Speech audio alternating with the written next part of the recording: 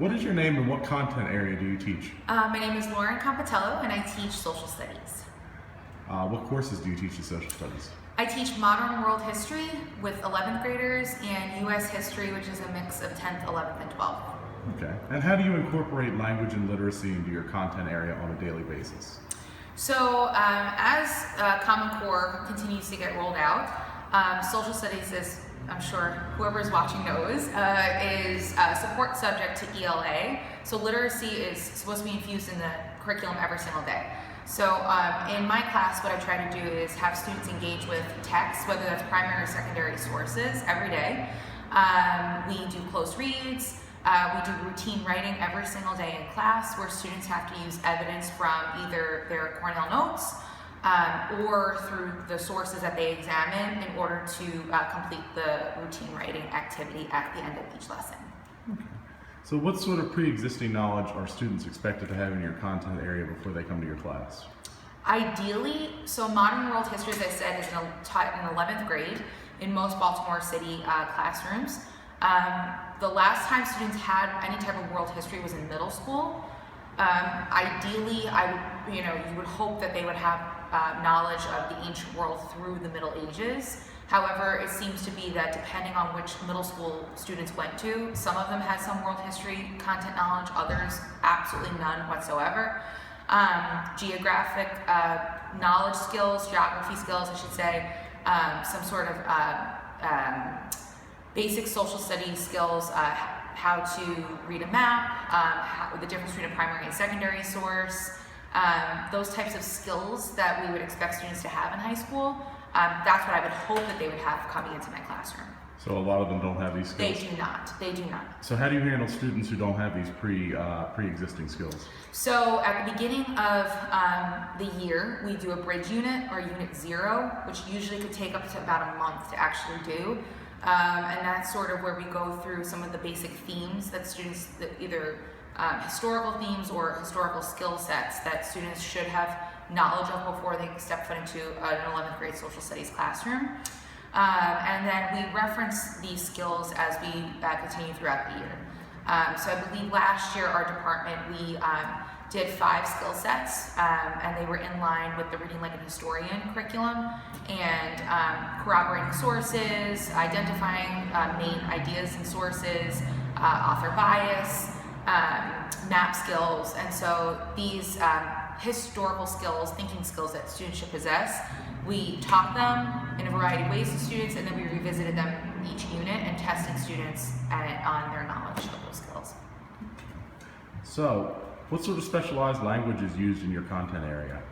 Anything from actual social science, words, cause and effect, analyze, evidence-based thinking, that you would find in most social science classrooms or in most social science texts, to the very content-specific language of the unit vocabulary that we have that is history-specific. Okay. So how do you make sure students have and master these needed vocabulary skills? So what we do is at the beginning of each unit, on the pre-test day, when I give students the pre-test, their other activity that they do is they have all of the unit vocabulary on one neat sheet, along with the unit standards that we're covering, the objectives for the unit, and like the main ideas for the unit, the essential ideas that they have to come away with at the end of the unit. And so their first homework assignment at the beginning of every single unit is to define the words. Depending on how many words there are, sometimes if there are 30 to 40 words, I break them up in like batches. So like the first 15 are due at the end of that week, the last 15 are due the week after. And then we test those words either on daily exit tickets and checks for understanding, or actually on formative assessments throughout the unit.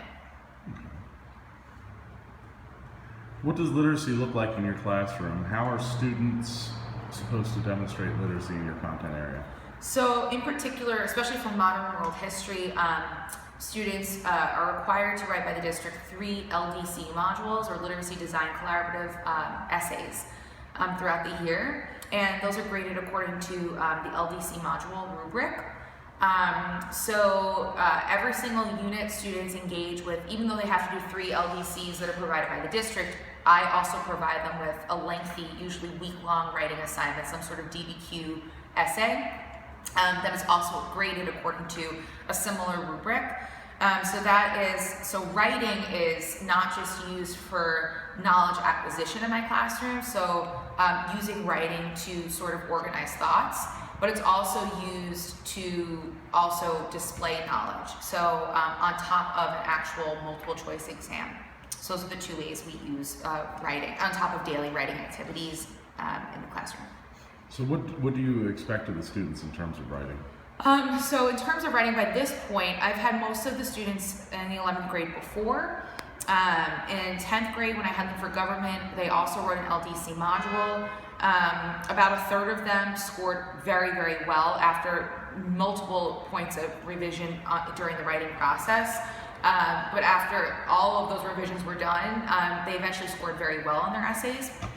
I would expect as 11th graders, they would show more independence with their writing, not needing the teacher to scaffold as much, or not needing the teacher to help them with topic sentences or how to write a thesis at this point.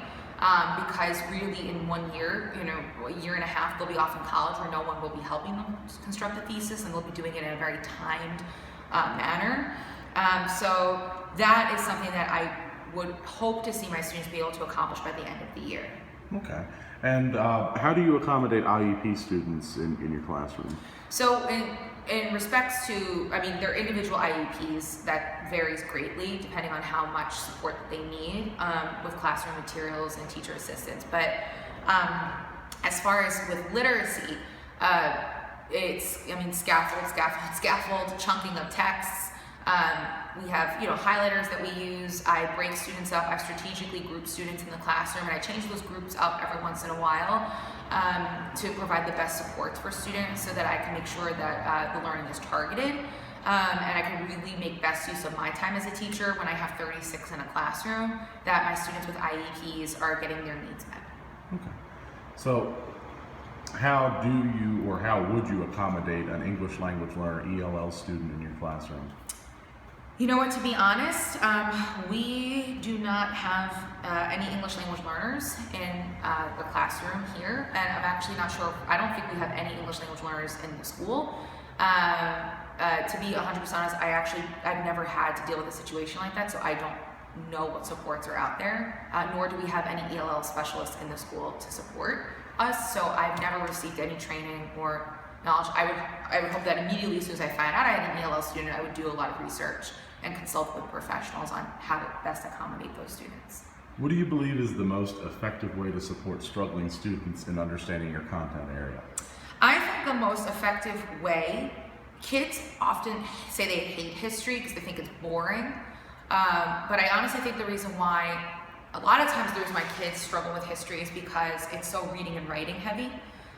If you aren't a strong reader, and if you aren't a strong writer, working your way through a social science subject can be really challenging. So I think that using students in the class, leaders who do excel in history, who do excel in reading comprehension, who have high reading comprehension levels or writing skills, using them as teachers for their peers has really helped in the classroom. Okay. So what do you believe is the most effective way to support a struggling student in improving their skills with the English language? Practice, practice, practice. Unfortunately, I wish we could slow the school years down. There are so many students who, based on iReady data, majority of my students are reading either on a 3rd, 4th, or 5th grade reading level. And so that's really challenging because it doesn't seem like the district ever stops and says, wait a second, so how are we going to get them to this point, to the 11th grade reading level or writing level at the end of the year when we're starting so far behind? So just exposure to as many texts as possible, and I work my way up. So sometimes I will find texts that are of varying grade levels that teach the same content to work with students so they don't feel completely shut out from the content and unable to do the work. And then we increase the challenge over time with students, but that is a challenge that I feel in particular as a teacher, which is I have them for a year, I have them for 59 minutes a day, and how do I increase their reading comprehension several grade levels in 1 year? That's an ongoing process. Okay. And the last question, you sort of touched on it before. What does the Common Core expect you to do with literacy in your subject area? So the part that I really value about the Common Core is that it does accurately identify that literacy literacy skills and basic math skills are so crucial to any person's development or success over the course of their life. And not to down history, I absolutely love my content area, but essentially you can learn anything about history from reading a book, or reading sources. So those skills are so important to develop young in students. So with the Common Core, even though social studies has kind of taken on a second class status to ELA, I think it's refreshing that literacy has become such a strong focus and necessity in the social studies classroom. So what specifically does Common Core expect you to do? So it expects us to be a support subject to ELA, to teach students evidence-based thinking skills, making sure that we incorporate as many informational writing prompts into the curriculum instead of opinion-based writing prompts, teaching students how to identify, in reading assignments, teaching students how to identify author bias, how to identify source, how to identify the author's main argument, how to properly annotate. So all of the skills that as adults most of us automatically do could sort of figure out, piece together how to do. We're starting earlier with Common Core, and social studies and ELA are mostly fused in that area. Well, thank you. You're welcome.